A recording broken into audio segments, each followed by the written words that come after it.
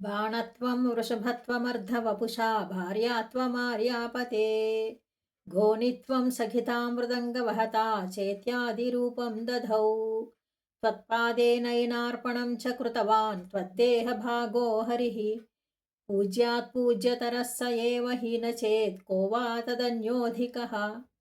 ఓ సాంబశివ, పరమేశ్వర, నిన్ను ఆరాధించడం కోసమే శ్రీహరి త్రిపురాసుర సంహార కాలంలో నీ చేతి బాణం అయ్యాడు, నీకు వృషభవాహనం అయ్యాడు, శరీరంలో సగ భాగాన్ని ఆక్రమించి నీకు భార్య అయ్యాడు, నీ పాదార విందాన్ని చూడడం కోసం వరాహ రూపాన్ని ధరించాడు, మోహిని రూపాన్ని ధరించి సఖిగా ఉన్నాడు, కైలాసంలో సంధ్యా సమయంలో నువ్వు తాండవం చేసేటప్పుడు మృదంగం వాయించేవాడైనాడు. ఈ విధంగా శ్రీ మహావిష్ణువు నిన్ను సేవించడం కోసం ఇన్ని రూపాలు ధరించాడు.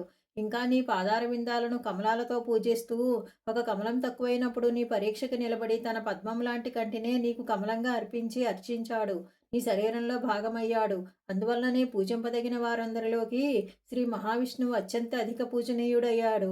మిగిలిన దేవతలెవరూ కూడా శ్రీహరిని మించిన వాళ్ళు కాలేకపోయారు.